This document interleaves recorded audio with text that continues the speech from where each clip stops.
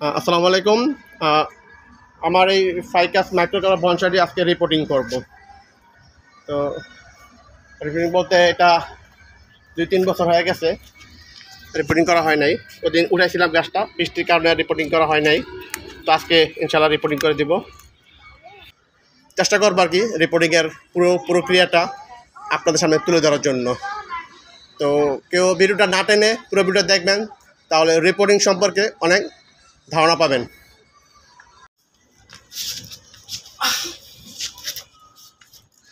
তো আমরা টপ থেকে গাছটা উঠে ফেললাম। টপ থেকে গাছটা উঠানো হয়েছে। তো এখন পর্যায়ক্রমে আমরা শুধু দেখাবো যে কীভাবে কী করতে হয়। রুটগুলো বাউন্ড হয়েছে, অর্থাৎ একটা গাছ টপে থাকলে 1-2 বছর থাকলে ওইখানে রুট পেঁচা যায়। আর রুট যখন পেঁচা যায় তখন গাছের যে খাবার নিতে পারে না, গাছ তখন ডাইরেক্ট করে গাছ দুর্বল হয়ে যায়। তো আমরা ওই রুটগুলো যখন প্রুনিং করে দিব, তখন আবার নতুন করে ফিডার রুট ছাড়বে, গাছ সুন্দর হবে। এখন আমাদের গাছগুলো আজকে রুটটা প্রুনিং করে দেখাবেন মহিউদ্দিন ভাই।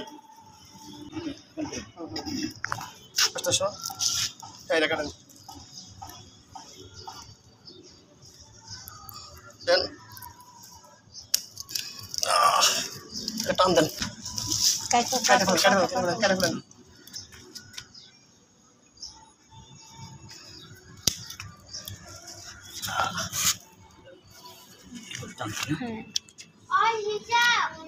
মাটিগুলা এখান থেকে সরালে রুটগুলো দেখতে পারবো এখানে রুটের কি অবস্থা।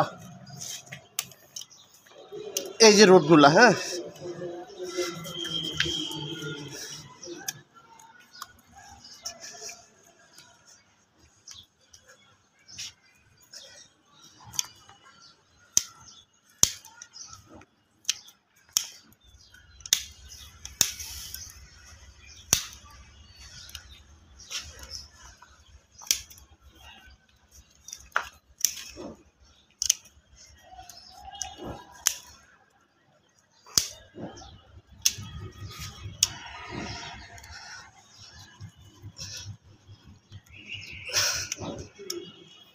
এই যে রুটগুলো পেঁচাইছে, এই রুটগুলো যদি আমরা না কেটে দেই তাহলে গাছটা এক সময় মারা যাবে, আস্তে আস্তে ডালগুলো ডাইরেক্ট করতে করতে গাল মারা যাবে। তো এই জন্য বনসাই বা টপে যে গাছ থাকে প্রতি বছরে রিপোর্টিং করে দিতে হয়, রিপোর্টিং করে রুটগুলো প্রুনিং করে দিতে হয়। এই যে রুট বাউন্ড হয়ে গেছে, এখানে প্রচুর রুট বাউন্ড হয়ে গেছে।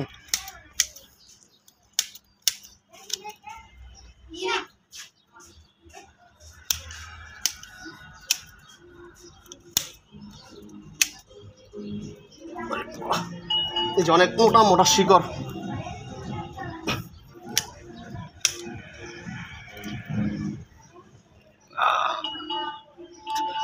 এটা আরেকটু বের করে নিলে ভালো হতো মাটি থেকে। এই দিতে হবে।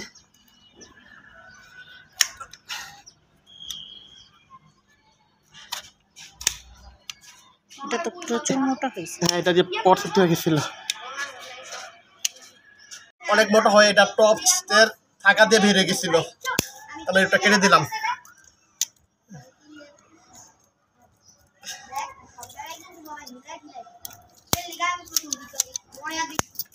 আইসাম কথা ভাই।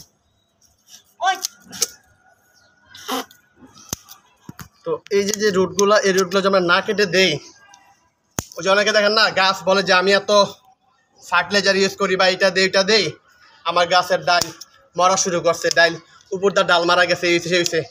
আসলে এগুলো মূল কাহিনী হচ্ছে যে যদি গাছের মানে পটের মধ্যে 2-3 বছর থাকে তখন এই রুট বাউন্ড হয়ে যায়। রুট বাউন্ড হয়ে তখন গাছ খাবার গ্রহণ করতে পারে না, তখন তাদের গাছে যে ডাল শুরু করে, ডাল ডাইরেক্ট করা, গাছ মরতে বসে।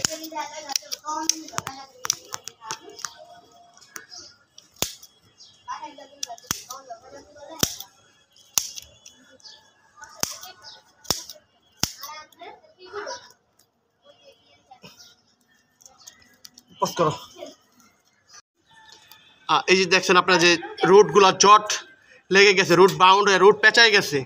এই রুট পেঁচায় যাওয়া হচ্ছে গাছের জন্য খুবই ক্ষতিকর।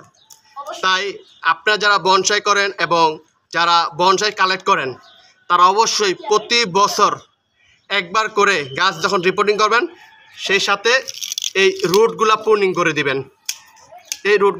করে দিবেন, আর না হলে অনেকে হয়তো জিজ্ঞেস করে ভাই পটের মধ্যে গাছ আছে খাবার দিচ্ছি সমস্যা কি রুট হইলে, না এই রুটগুলো যখন পেঁচা যাবে রুটগুলো হয়ে যাবে তখন গাছ দুর্বল হয়ে যাবে, গাছ খাবার নিতে পারে না, দেখবেন যে গাছ ডাল ডাইব্যাক করতেছে।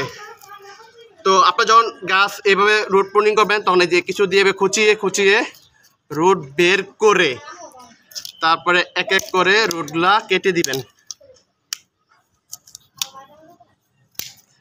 অনেকে মনে করে যে রুট কাটলে যদি গাছ মরে যায়, না ভাই, এবার রুট কাটলে কখনো গাছ মরবে না, ভয়ের কিছু নাই। যেই কোনো গাছ এবার যদি রুট কি করেন এই মাদার মাটিতে রেখে তারপরে কেটে দিবেন, সমস্যা নেই। এদিকে ধরো তো, এই যে একটা রুট খুব বাজে অবস্থায় আছে, এই যে দেখছেন, খালি এই মাটিটা রাখতে হবে না? হ্যাঁ, মাদার মাটি রেখে দেবো আমরা, মাটিটা রেখে পুরাটা ফেলাই। হ্যাঁ। আর যদি এটা আমার ল্যান্ডে থাকতো তাহলে কি হতো, এই যে এই রুটটা তো এই যে 2 বছর হলো এই একবার হলো রিপোর্টিং করতে হবে, রিপোর্টিং রুট। তো আমরা রুট প্রুনিং শেষে এখন আমরা পট রেডি করব। তো এই পট রেডি করার জন্য এখানে আমরা নেট দিয়ে দেব,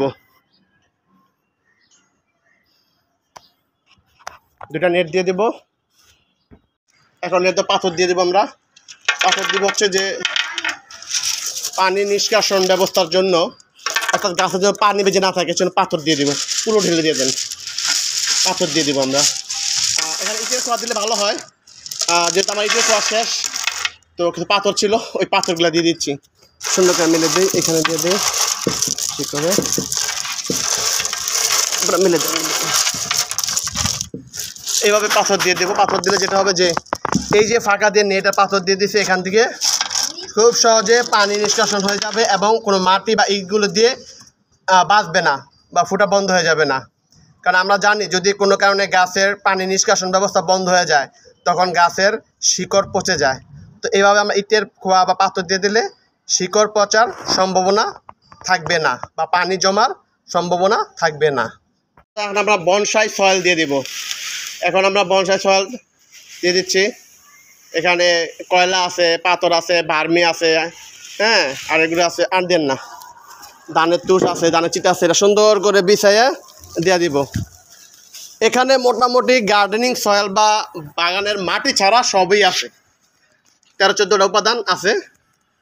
তো আমরা রিপোর্টিংয়ের সময় আসলে বনসাই রিপোর্টিং করার সময় আমি কোনো মাটি ইউজ করি না, হ্যাঁ, গাছের সাথে মাদার মাটি যা থাকে ওইটাই আমরা নর্মালি থাকে। তো এইগুলা বিছাই দেওয়ার পরে আমরা এখানে গাছটা বসাই দিব। তো গাছটা আমরা এখন পটে দিয়ে দিব, যেহেতু পট রেডি আমাদের।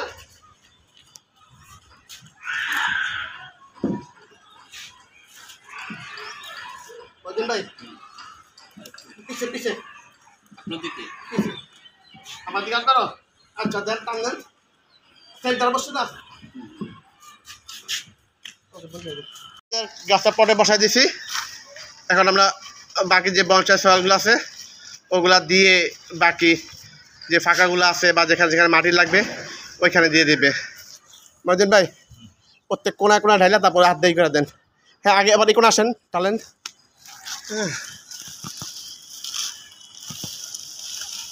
সয়েল দরকার আর না, আচ্ছা ওটা আমি পরে দিয়ে দিব।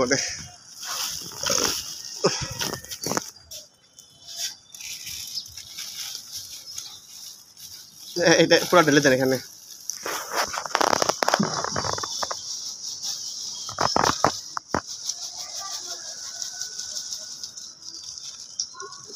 দেন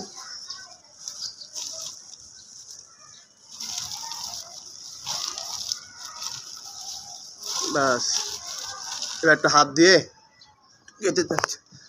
আমাদের এখানে সয়েলের শর্ট প্যাক আছে, আর একটা সয়েল দরকার ছিল, পরবর্তীটা দিয়ে দেব।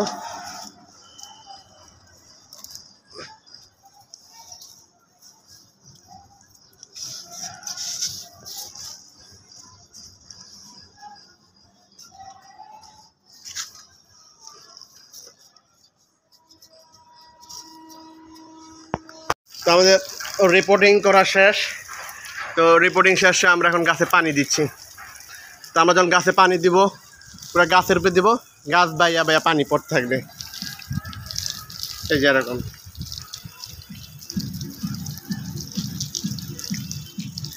পরবর্তী আমাদের একটু কাজ আছে, হ্যাঁ, আমরা একটু মাটি মুটি একটু সরাসরি দিয়া সেগুলো একটু ফোকাস করে দিব। হ্যাঁ ভাই, এই যে পানি দেওয়া হচ্ছে গাছে, রিপোর্টিং শেষ। তো গাছটা আপনাদের একটু ঘুরে ঘুরে দেখাই।